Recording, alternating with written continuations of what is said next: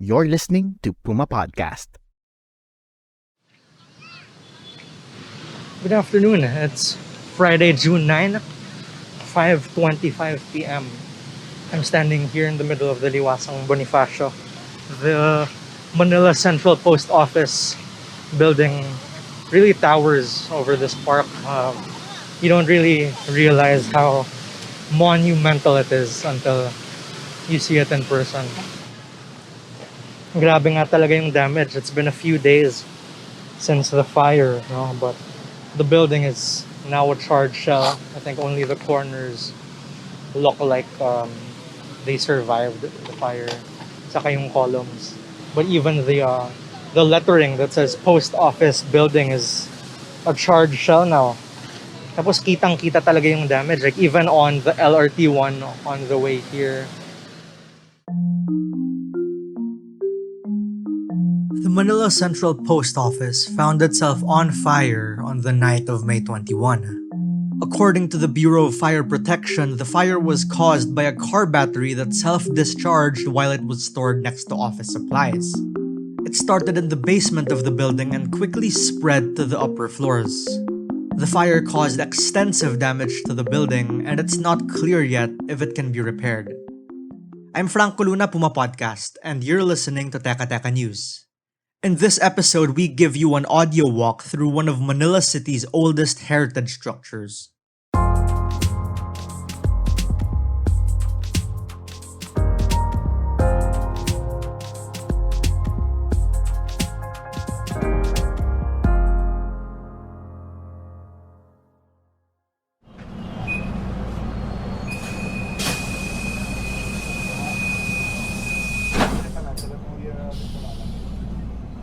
Pagkasakay mo pa lang sa LRT1, makikita mo na.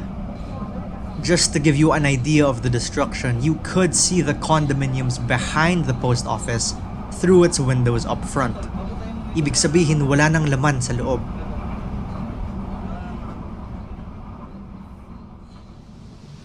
I'm sitting here in front of the fountain waiting for Gabriel Torres. He is the president of Renacimiento Manila, which I believe translates to Rebirth Manila. Once he gets here, he's going to take me on a audio walking tour of just the area in and around the Manila Central Post Office. I'm hoping to ask him just what this place meant to the city of Manila and Philippines as a whole in terms of our culture, our identity, but also the people who work there and the communities around this place. The Manila Central Post Office, also known as the Post Office Building, is the main postal office of Manila and serves as the headquarters of the Philippine Postal Corporation. Its construction was completed in 1928. These buildings on their own, their story, they connect us to a distant past kasi. Minsan nga, hindi ganun ka-distant. That was Diego Gabriel Torres. He's president of Heritage Advocacy Group Renacimiento Manila. Kasi this post office building, for example, the steps here were witness to protests during the martial law period, witness to protests during the 90s, for example. So, it's a continuing history. Hindi naman tumigil ang history niya sa World War. So, and for personal histories as well. It's located in Ermita, Manila, and was designed by Juan Arellano, Tomas Mapua, and Ralph Doane in a distinctly neoclassical style. The building was severely damaged too in World War II and was subsequently rebuilt in 1946 while retaining most of its original design.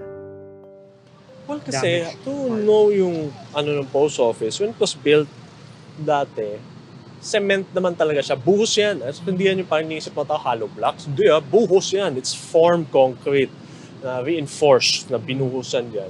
So matibay siyang building. Kaya look at the thickness of those walls. Hindi hollow blocks yan. Yan ganyan kapal na walls. Yan ay buhos. May mga formed yan. Tapos may mga rebar. It's like a bunker. So, binuhusan yan. Tapos, in order to give it enough flexibility in terms of space management kasi, yung ginawa nung nilang Avellano sa Toros Mapuay, interior niyan, wood. Meaning, open floor plan. Pag sinabing open floor plan siya, pwede mong tanggalin yung mga kahoy, baguhin yung layout if you wish to do so. As we mentioned, the building was severely damaged by a massive fire that started in the basement and spread throughout its floors. Total damages were initially pegged at 300 million pesos, which also includes letters, court documents, and other parcels. The 97-year-old building caught fire at 11 p.m. on May 21 and was only declared to be under control around 7 a.m. the next day.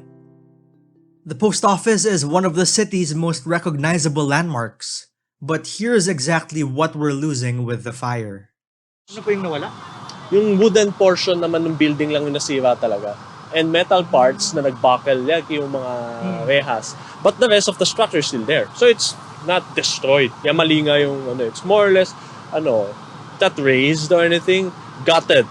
Yung tawag sa kanya. Yung laman niya ay sinira nung apoy. Kasi pala yung feeling nung to see a structure from your time na in this state, suddenly wala na siya.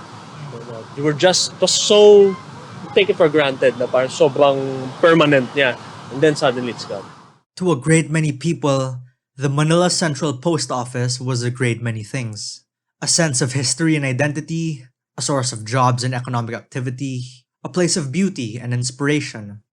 It meant a lot, in a sense, visually speaking, it was constructed as the monumental terminus or head ng Calle Padre Burgos, Burgos Drive, as you know. So siya yung dulo nun. It's the anchor of the processional way. Yung, di ba, major avenues, major cities have major avenues like Pennsylvania Avenue sa US, you have Broadway sa America, although yun, accidental yun. Pero in terms of design, Champs-Élysées, Unter den Linden, so these are major thoroughfares for processional events. So, Padre Burgos and Taft Avenue is supposed to be that. Kaya nasa dulo yung building na yan. So visually speaking, nung wala pa yung park, nung wala pa yung mga flyover, coming north from Taft, yan yung makikita mo. So it was an important edifice. But the burnt remains of the Manila Post Office are a stark reminder of the fragility of our heritage. The building, once a proud symbol of the city's history and culture, is now a charred shell. But more than anything, the state it's now in is, or should be, a wake-up call. The moment na sumampa na yung apoy sa taas, nung nakaakyat na siya, when it found its way from the basement to any floor connecting it to upper floor, wala na yun. Kasi puro kahoy na yun eh. The mere fact that now, looking at it from outside, tagusan siya, you could see escolta sa likod, you could see yung courtyard niya sa which you can't before, goes to show kung gaano marami ng interior wooden space yung kinain ng apoy. Now, hindi na yung bago. Kasi if you look at yung pictures niya from 1945, yung fire damage, similar. Wala lang ngayon mga butas ng kanyon. Pero similar in a sense yung fire. Which means, the fire behaved generally how it did before. Look at the pictures in 45, look at it now, yung sunog niya, similar. Pero sira na nga ba talaga ang Manila Central Post Office? That's what I thought, and I'm sure what many of us thought. We'll tell you more after a quick break.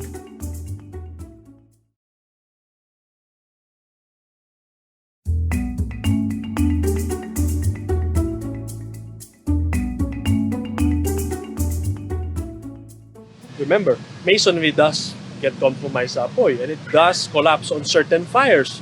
Fires could destroy brick buildings, for example, it's intact. Sila yung bubong niya, may damage yung mga bakal-bakal na parts niya. And yet, it's still standing. So, testament din yun sa strength. What was most striking about the post office during my visit was that it was still standing. After the fire, all its columns were still intact. The exterior was burnt, sure, but it showed no indication that it was about to fall apart. Sa madaling salita, nag-survive siya. What is it po ba about siguro yung architecture nito that makes it so unique?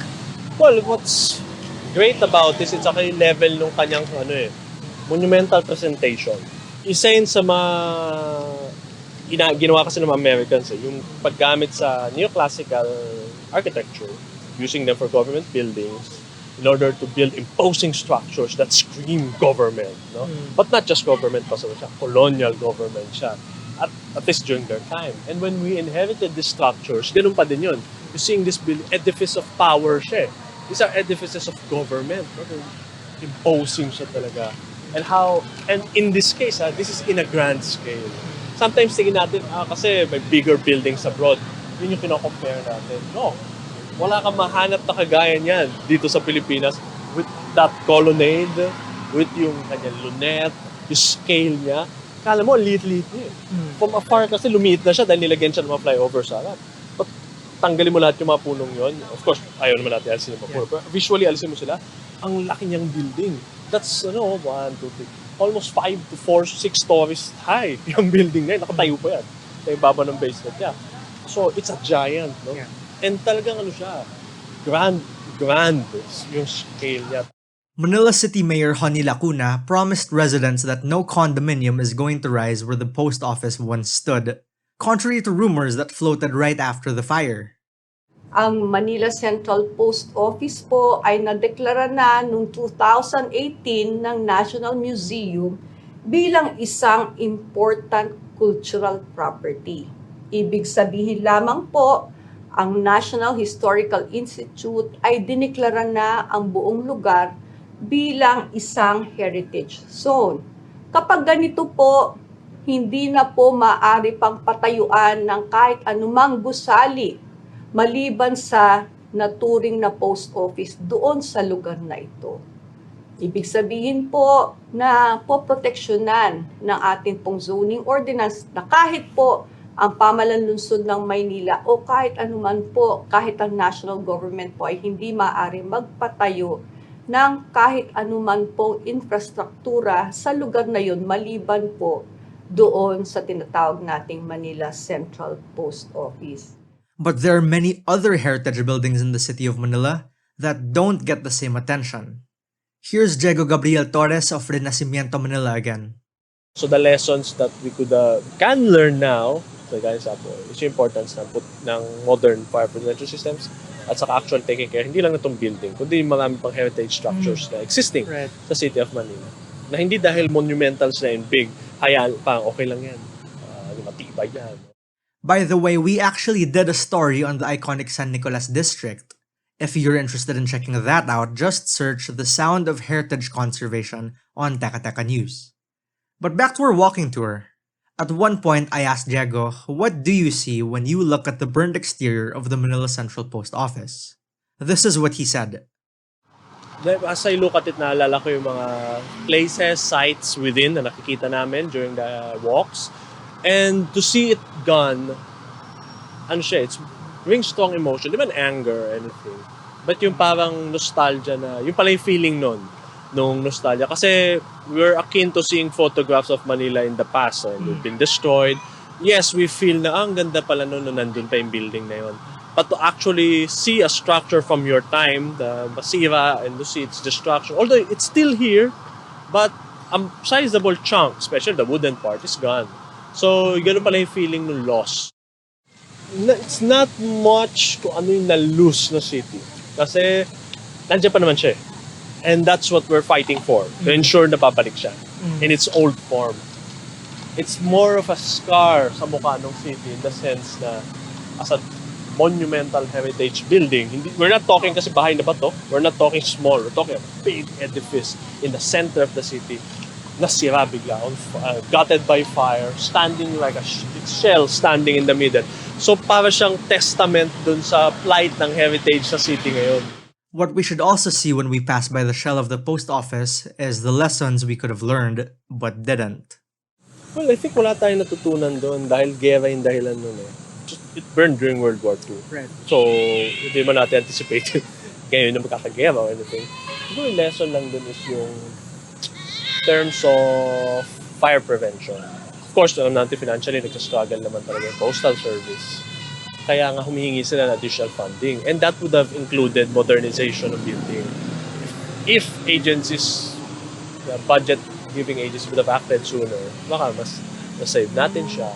Or if there have been earlier plans to appreciate the building. Kasi recent lang naman siya dineclare as a national treasure. In 2018 lang siya dineclare as an important cultural property. So, kung mas sooner sana yun natin na-appreciate, Baka. But then we'll be dwelling in the worlds of maybe. But maybe through this sudden fire, we get the start of Manila's rebirth. Here's Gabriel Torres of Renacimiento Manila again with the final word. And through the beauty of this structure, we learn about our past, no? O, sasabihin natin, beauty is subjective. But may mga building agad na pag nakita mo, alam mo, this is beautiful. Or, it makes me proud, no, to see these structures. Or I could easily identify, Manila. Pag nakita mo ito mga building, Maynila to. Or, kahit hindi Manila, Escolta na to. Santa Cruz na to. So, nandun sa mga building that are food to the eye and to the soul. And that was today's episode of Teka Teka News. Again, I'm Franco Luna. This episode was edited by Pidoy Blanco. If you like this episode, share it with a friend or two. And of course, don't forget to follow Teka Teka News and Puma Podcast on your favorite podcast app or on YouTube. Thanks for listening.